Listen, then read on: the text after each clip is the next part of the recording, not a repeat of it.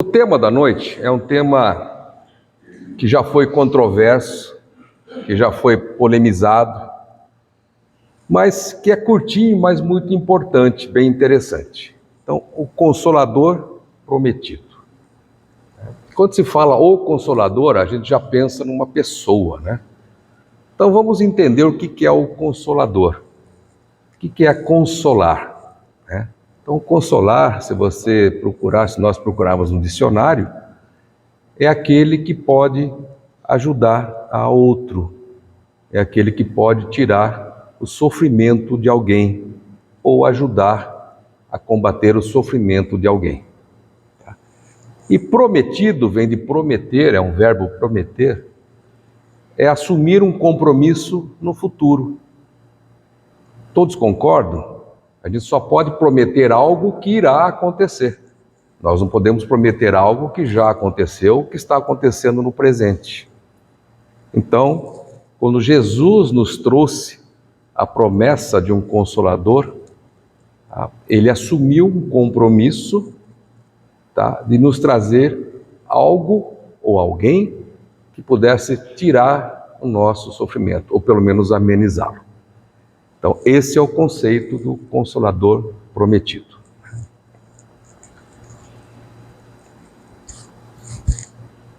Opa, avançou uma aqui a mais. Então, como foi dito, né? Jesus, na sua passagem pelo nosso planeta, há 2000 anos atrás, ele fez uma promessa à humanidade, de que viria um Consolador para explicar, para complementar e reforçar aquilo que ele já nos disse. E o que Jesus nos deixou, além de muitos exemplos? Nos deixou as leis divinas, as leis do Pai. Então vamos ver a passagem, né? A passagem, ela foi descrita por João. Então, João, no capítulo 14, nos versículos de 15 a 17, nos diz: se me amais, guardai meus mandamentos, e rogarei a meu Pai, e ele vos dará outro Consolador, a fim de que fique eternamente convosco.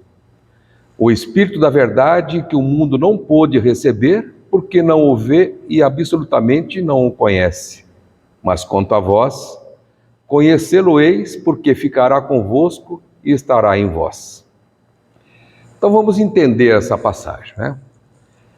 Muita gente, ou muitos pesquisadores, muitos religiosos inclusive, afirmam que o Consolador é Jesus, que voltaria, né? Ele voltaria a encarnar entre nós, para realmente refazer os seus exemplos e os seus ditos, né?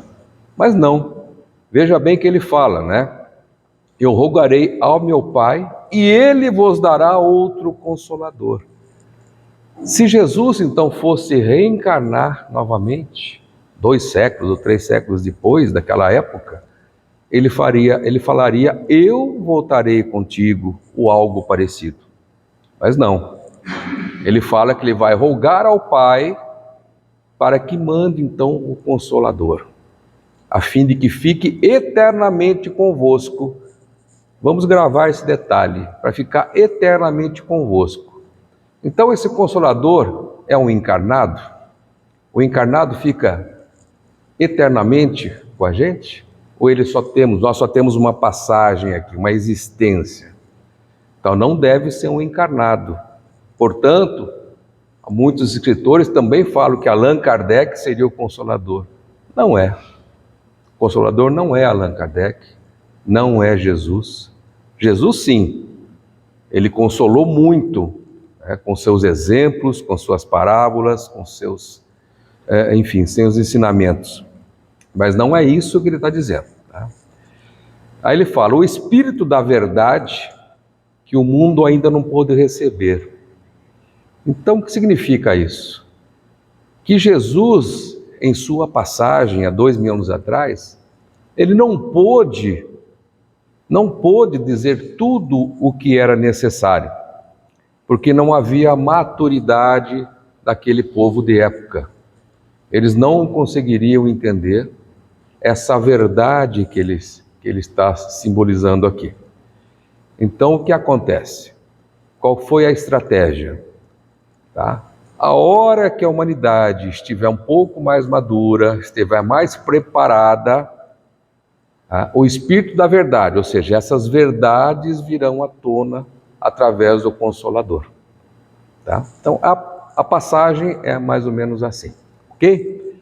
E também, João, ainda no capítulo 14, no versículo 25 e 26, ele fala: eu vos tenho dito essas coisas enquanto permaneço convosco, mas o Paráclito, o Santo Espírito, que meu Pai vos enviará em meu nome, vos ensinará todas as coisas e vos fará lembrar o que vos disse. Paráclito, na verdade, é um sinônimo de consolador, é aquele que consola. Então, em outra tradução, né? Eu vos tenho dito essas coisas enquanto permaneço convosco. É Jesus falando, né? Mas, tá? O Consolador, o Santo Espírito, que meu Pai vos enviará em meu nome, vos ensinará todas as coisas e vos fará lembrar o que vos disse. Então, o que é o Consolador? Ele vai reafirmar tudo aquilo que Jesus nos disse, tudo aquilo que Jesus nos deixou, tá? Então essa é a passagem do Evangelho, ou as passagens, né? Muito bem. E o Espírito da verdade? Né? Seria ele o Consolador? Seria ele Jesus? Tem uma série de teorias, tem uma série de escritas por vários autores, renomados inclusive, cada um defendendo alguma ideia. Tá?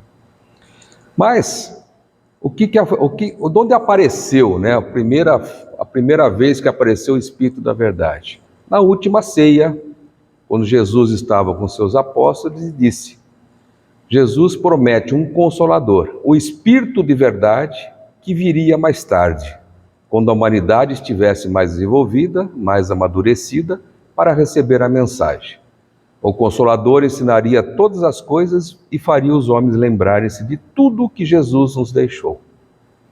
Na verdade, isso aqui é um resumo do que acabamos de falar, né? Que está na passagem do Evangelho. Então, o Espírito da verdade, ele aparece quando na história? Alguém se recorda? Em 1856, relembrando aqui o nosso glorioso Allan Kardec, lá em Paris. Kardec já estava, nessa época, pesquisando sobre as atividades espirituais. Ele já estava comprovando, através de mensagens espíritas, as verdades que ele tanto buscava. Tá? Então, ele estava escrevendo numa tarde para a noite, e ele começou a ouvir pancadas pela casa. Quem assistiu o filme Allan Kardec vai lembrar dessa passagem. Pancadas aqui, pancadas lá. E ele, naquela noite, ele tinha um encontro na casa de Baudin. Baudin tinha as filhas, que eram médiuns, e através da mediunidade dessas meninas, do próprio Baudin, é que ele conseguia a comprovação para suas teorias e escrever, então, o princípio do Livro dos Espíritos, né? E ele pergunta, então, para um espírito, que ele chamava de espírito Z, na verdade era Zéfiro, né? Ele pergunta: por que as pancadas? Né? O que significa as pancadas? E Zéfiro então diz: é um espírito familiar, era um termo usado na época, né? É um espírito familiar, ou seja, um espírito amigo, que deseja lhe comunicar. Ele falou assim: e como eu faço para retornar essa comunicação? E Zéfiro fala: por que não faz agora? Ele está aqui. E aí começa então um diálogo, né, com esse espírito das pancadas, com Allan Kardec. E Allan Kardec pergunta, a primeira coisa, você tem um nome? E ele fala, pode me chamar de verdade, espírito de verdade. Então Allan Kardec passou a utilizar esse nome, espírito de verdade. E ele faz uma série de perguntas e respostas com o espírito de verdade. E falou, e por quê? O que então me atrapalhou, né? Não é o termo, mas por que interrompeu a minha escrita? Aí o espírito de verdade falou, porque tem um trecho lá que você está totalmente enganado. E aquilo não é a verdade. Aí Kardec falou, é verdade, mas eu já o consertei. Falou, mas não ficou bom ainda. Está longe de ser perfeito. Rasgue esse capítulo e escreva novamente. Aí começou então a saga do Espírito de Verdade. Através dele, da liderança dele, é que os outros espíritos mais iluminados, espíritos superiores, trazem todos aqueles ensinamentos contidos no Livro dos Espíritos. E são 900 e tantas questões que são perguntadas e respondidas por esses espíritos. Tá? E tudo foi não conduzido, mas foi organizado, tá? Foi arquitetado e conduzido, foi gerenciado pelo Espírito de Verdade. Mas o Espírito de Verdade ainda não é o Consolador. Tá? Ele veio, fez o seu papel, tá? Coordenou, liderou todos esses espíritos superiores, tá? E deixou o legado. O que é o legado? Primeiro, o Livro dos Espíritos. Depois, os outros livros, formando o Pentateuco, que deu a base para a doutrina dos Espíritos, que muitos chamam de Espiritismo, né? Então, nós vamos chegar à conclusão, como muitos chegaram, o próprio Chico, que o Consolador, na verdade, não é o Espírito da Verdade, tá? Não é Allan Kardec, mas sim é uma doutrina que resgata, então, todos aqueles princípios deixados por Jesus, todas aquelas leis e aqueles exemplos. E o que é mais importante, além de resgatar, ele complementa. Então, esse Consolador prometido passa a ser a nossa sublime doutrina dos Espíritos. Certo? E nós vamos seguir, então, e vamos chegar a essa conclusão também. Então, a doutrina espírita ou doutrina dos Espíritos, né? Então, no Evangelho, o papel da doutrina fica muito bem esclarecido, né? Os Espíritos vêm confirmar a doutrina do Cristo e mostram-nos a sua utilidade prática. Tornam inteligíveis e patentes as verdades que haviam sido ensinadas sob a forma alegórica. O que é ensinada sob a forma alegórica? Na verdade, eram as metáforas que Jesus usava, eram os comparativos com a vida cotidiana daquela época. Ele não perdia a chance de deixar uma mensagem, seja através de um animal, de uma árvore, de uma planta, de uma semeadura. Por isso, tantas parábolas que a gente vê aqui, né? Vê nos livros e vê aqui nas palestras. As parábolas são formas alegóricas de deixar uma mensagem eterna, porque elas não serão modificadas, elas têm que ser interpretadas. Tá? Então, Deus nos envia hoje os Espíritos. Hoje, entenda, né? 1800 e alguma coisa, a fim de lembrarem novamente aos homens, e com maior precisão, quando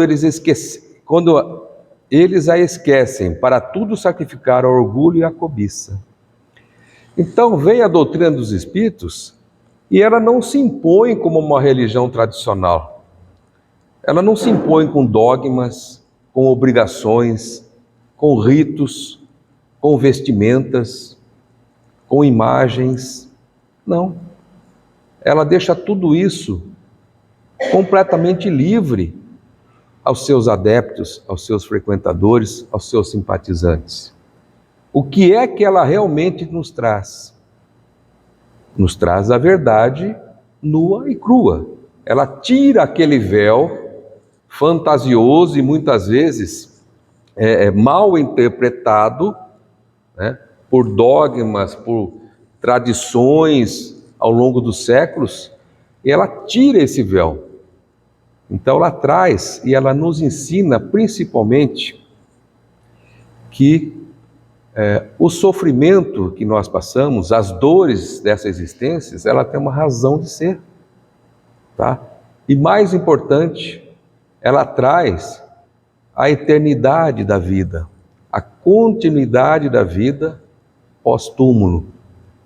Então, ou seja, se nós estamos aqui, num planeta escola, nós não viemos aqui para ser felizes, para buscar a felicidade e o prazer. Nós viemos aqui para aprender. E viemos aqui para reparar coisas do passado, tá? Aprendermos com os nossos erros, tá? E muitas vezes o sofrimento se faz necessário. Então, quando entendemos a doutrina, quando entendemos a mensagem, a verdade por trás da mensagem, nós entendemos alguns sofrimentos, algumas passagens difíceis que nós temos aqui nessa existência. Isso vai nos fortalecer para as próximas. E não teria sentido a promessa de Jesus lá atrás se nós só vivêssemos uma existência. Para que ele ia prometer um consolador, né, para resgatar toda a sua glória, todos os seus ensinamentos, se nós só passaríamos para cá uma vez na Terra? Então não teria sentido. Percebe como é que são as coisas? Então Jesus, mais uma vez, reafirma a reencarnação, a existência múltipla que nós temos aqui na Terra, ou em outros planetas, né? Não sabemos a nossa origem nem o nosso destino, mas aqui, nesse planeta de provas e expiações, cá estamos, que tínhamos que passar por essa existência, passando por todas as vicissitudes que nós temos aqui, no meio de tantas tentações da matéria que estamos mergulhados nela. As coisas começam então a fazer sentido.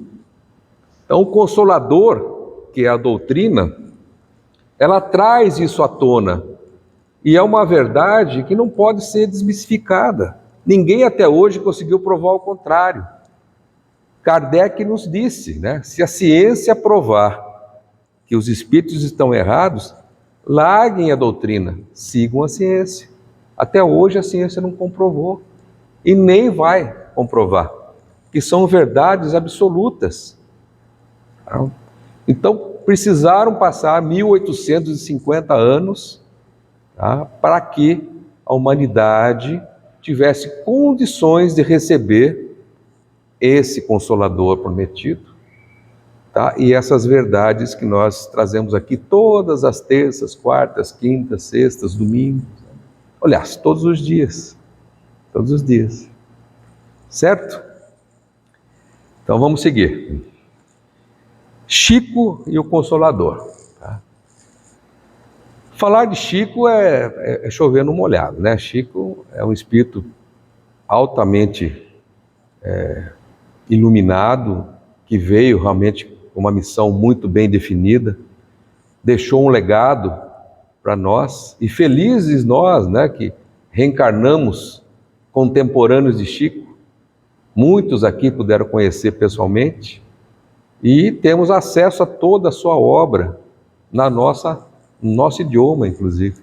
São mais de 400 livros escritos por um espírito que veio nessa terra e não tinha nem o 4º ano de grupo. Só aí já começa a perceber que ele é uma pessoa especial, né? Um espírito especial colocado aqui. Então a gente tem que respeitar o que Chico nos disse. E Chico, a respeito do Consolador, fala o seguinte, né? Até agora, a humanidade da era cristã recebeu a grande revelação em 3 aspectos essenciais. Moisés, que trouxe a missão da justiça, da disciplina, lá atrás, 1300 anos antes de Cristo. Jesus e o seu evangelho, que foi a revelação insuperável do amor. Então Jesus trouxe o amor, trouxe o Pai, não o justiceiro, o guerreiro de Moisés, mas trouxe o Deus Pai, né? E o Espiritismo, em sua feição de cristianismo, revivido, né? Redivivo, ou seja, revivido, né? É um sinônimo aqui. Traz, por sua vez, a sublime tarefa da verdade, tendo o Cristo como fundamento de toda a luz e de toda a sabedoria. Eis porque, com o Espiritismo, simbolizando a terceira revelação da lei, o homem terreno se prepara, aguardando as sublimadas realizações de seu futuro espiritual nos milênios por vindouros. Então, Chico nos traz uma grata informação de que realmente a terceira revelação e o Consolador é a doutrina dos Espíritos, mas ele fala ainda que nós temos que aguardar alguns milênios, né, para chegarmos aonde? Para chegarmos à perfeição, que é o nosso alvo, o nosso destino, né? Quando chegarmos a espíritos puros e perfeitos, nós estaremos próximos de Deus, nunca igual a Deus, mas estaremos próximos. E aí poderemos vê-lo e entendê-lo. Hoje nós não temos condições de entendê-lo, mas tem esse Consolador, que muito bem nos faz, e tem também aqueles espíritos realmente iluminados, que de tempos em tempos reencarnam e deixam então um legado fabuloso, como Chico Xavier, como Mahatma Gandhi, como muitos outros que passaram por aqui, né? Tomás de Aquino e assim vai, Santo Agostinho. Tá? Vamos lá. A desfiguração do verdadeiro cristianismo. Tá? Muita gente pode perguntar, puxa vida, mas se só em 1856, quando Kardec então faz a compilação, traz para a gente de maneira didática essa revelação, o que aconteceu nesse tempo todo, nesses 1800 anos após Jesus? Então o cristianismo se perdeu? Não, o cristianismo nunca se perdeu. Tá? Mas o que houve foram véus que foram cobertos sobre as verdades, muitas vezes por ignorância, por falta de conhecimento da verdade. Então essa ignorância, não no sentido de pejorativo, né? Mas a falta do conhecimento, e outras vezes até por má fé, por interesses outros, que não nos cabe julgar aqui, não nos cabe julgar, mas que aconteceram, são fatos históricos acontecidos, e criaram-se então dogmas. Esses dogmas, eles são véus colocados sobre a verdade, porque eles não permitem o questionamento. Um dogma não pode ser contestado. Tá? Aqui está, por exemplo, nessa figura, é um dogma da trilogia, né? Pai, Filho e Espírito Santo. Mas coloca Jesus como Deus, ao lado de Deus, não como um Espírito que encarnou entre nós. Então passa a ser um Deus, é a divindade de Jesus Cristo. Tá? E não é isso. Jesus sempre falou, é meu Pai que me mandou, meu Pai que ordenou, meu Pai que assim o quer. Tá? Então Jesus era um Espírito, elevadíssimo sim, governador do nosso planeta, mas um Espírito. Tá? E ele nos fala, né?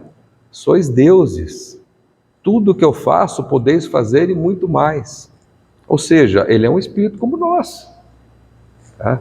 Mas ele foi colocado aqui, foi endeusado, né? Formando então um dogma incontestável até pouco tempo atrás, né? Então, a fé torna-se dogmática nas mãos de políticos e religiosos inescrupulosos. Para ganhar os céus, tínhamos que confessar nossas culpas, pagar indulgências. Você sabe o que são indulgências? Tem ideia, né? Teve uma época lá atrás, tá? Na época das cruzadas ainda, alguém teve uma feliz ideia de vender indulgências. Você comprava um pedacinho da cruz de Cristo e ganhava o reino dos céus. Se somássemos todos os pedacinhos de cruz que foram vendidos, essa cruz devia ter uns 30 quilômetros de comprimento, né? De tanta madeira. Então isso, gente, é uma forma de dogma de você encobrir certas verdades. Não é com bens materiais que nós vamos conquistar o reino de Deus, o reino dos céus. É com amor, com benevolência, com caridade, com elevação do nosso ser, do nosso eu, com a reforma íntima necessária. É isso que nós vamos fazer para conquistar o reino dos céus. Não é comprando indulgência. Vendeu-se pedacinhos do manto de Cristo. Tá? A água benta foi vendida assim a preço de ouro. Até há pouco tempo atrás. Não estou falando só lá dos cruzados, não. Aqui, na nossa atualidade. Então, o conceito de céu e inferno,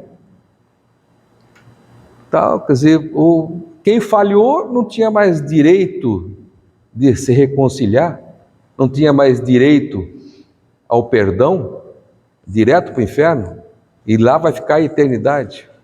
Tá? É um dogma, né? O dogma do pecado original. Ninguém pode pagar ou reparar o pecado de outro. Tá? Ninguém pode reparar a falha cometida por outro. Cada um tem a sua reparação. Cada um tem a sua sina, como diria, né? no linguajar aí. O dogma da infalibilidade papal, o dogma da Santíssima Trindade, já sentamos aqui. Então, esses dogmas acabaram por segurar as verdades na mão de poucos e manipulados, muitas vezes, né? Porque, como eu falei, por ignorância ou às vezes por má fé, por interesses outros. Tá? E a essência da doutrina dos Espíritos. Né? Então, a doutrina vem como um consolador, ou seja, aquele que vem nos tirar, tá? Daquela situação realmente difícil em que vivemos, principalmente quando não entendemos o que estamos fazendo. O que a doutrina nos mostra? Da onde viemos, o que somos e para onde vamos. Tá? Qual outra doutrina que permite esse questionamento, que traz essa verdade, que muita gente às vezes tem medo dessa verdade? Da onde eu vim, o que eu estou fazendo aqui, para onde eu vou? Né? São perguntas que qualquer criança que assim que assume alguma consciência faz. Né? E nós, o que nós somos? Somos crianças, nós estamos na infância da nossa escada de progresso. Nós temos muito que caminhar ainda, no sentido de elevação moral. Elevação científica, estamos indo muito bem, né? A cada dia nós temos novos inventos, a medicina cada vez mais avançada, a tecnologia, mas e a parte moral? Temos que melhorar bastante. Então, a doutrina vem, abre os olhos e os ouvidos, lembra lá da parábola do Cristo? Que ouça quem tiver ouvidos de ouvir e veja quem tiver olhos de ver. É isso que ele está dizendo. Fala sem figuras e sem alegorias. A doutrina ergue o véu deixado propositalmente sobre certos mistérios. Às vezes, para alguns entendidos, entre aspas, alguns religiosos, se você faz uma pergunta um pouco mais profunda, a resposta é: isso é um mistério. Né? Não tem mistério, não tem. A doutrina nos fala exatamente tudo o que devemos saber. Né? Vem trazer consolação aos deserdados da terra e a todos aqueles que sofrem, dando uma causa justa e um fim útil a todas as dores. Então hoje, conhecendo a doutrina, a verdade que nos traz à tona, nós entendemos por que sofremos, entendemos por que passamos por alguns momentos muito difíceis da vida. Da vida não, na existência. Tá? A vida vai continuar, Mas nessa existência nós temos que passar por algumas atribulações. Faz parte do nosso crescimento. E entendemos que isso vai nos ajudar. Tá? Mas só quando a gente absorve realmente o que a doutrina nos traz é que nós entendemos isso. E Jesus e o Espírito da Verdade. Então, como foi dito lá no início, né, muitos escritores apregoam que realmente o Espírito de Verdade que se comunicou com Kardec era Jesus. Sinceramente, eu não tenho essa convicção plena, mas tem muitos escritores que têm. Tá? Mas poderia ser. Jesus nunca deixou de estar entre nós. E quando ele fala, Jesus sempre fala, né, que se dois ou mais estiver falando em meu nome, lá eu estarei. Mas nós não podemos interpretar o lá estarei, ou com vocês estarei, como estar de um espírito que está aqui do meu lado, não é isso.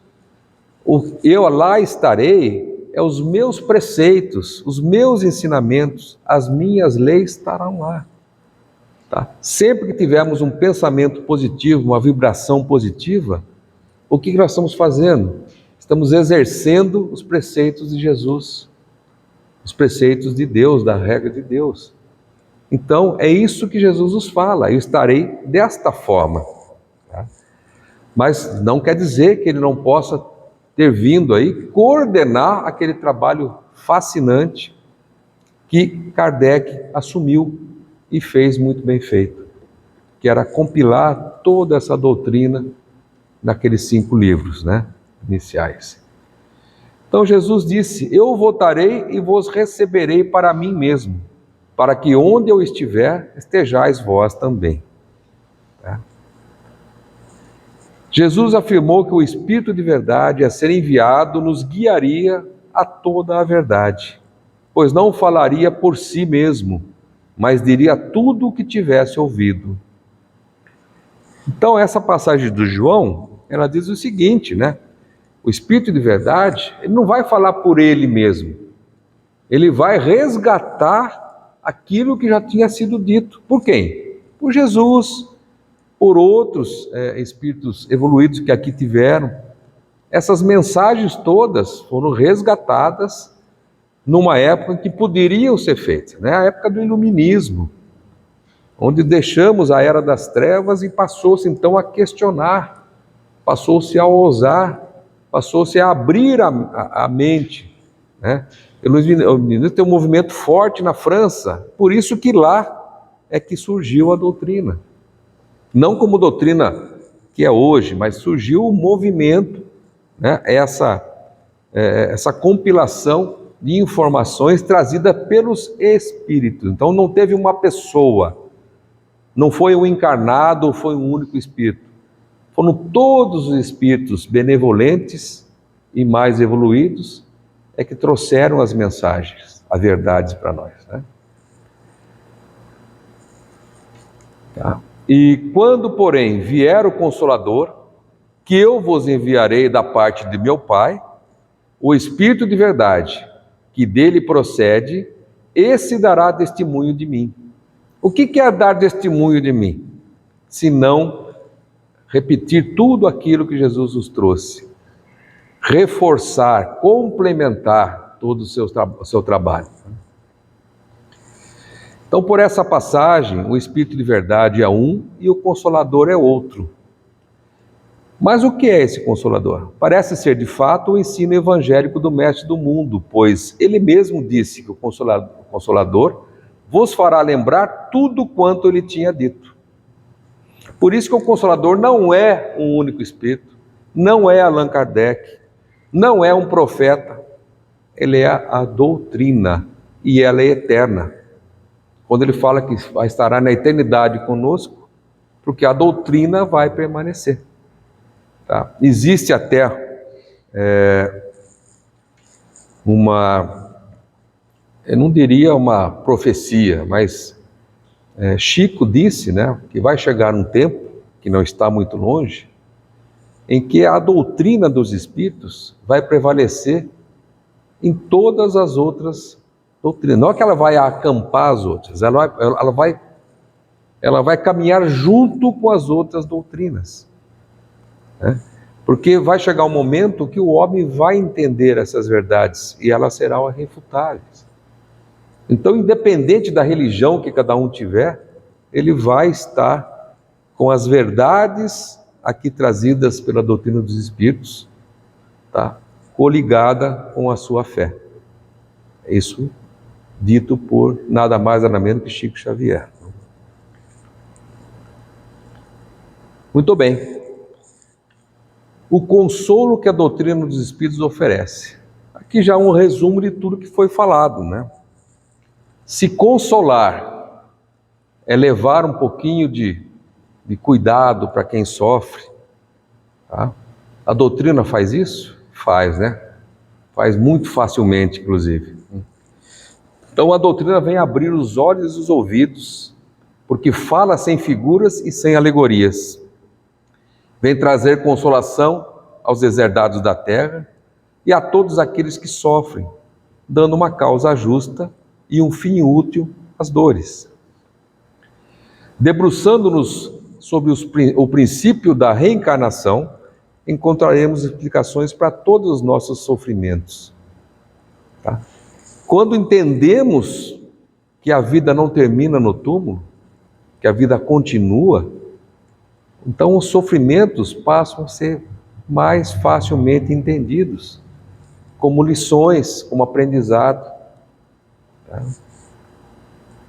E a doutrina dos Espíritos tem resposta para todas as nossas dúvidas e consolo para todos os nossos dissabores. Mas é preciso, pois, penetrar na doutrina, com um sentimento de humildade e de agradecimento a Deus. E era isso o que tínhamos. Eu até trouxe aqui um texto que fala sobre doutrina. Eu ia ler, mas eu acho que está de bom tamanho já para hoje, tá? Então, fica só a mensagem, né? Para cada coisa, o seu tempo. Boa noite. Muito obrigado pela atenção de todos.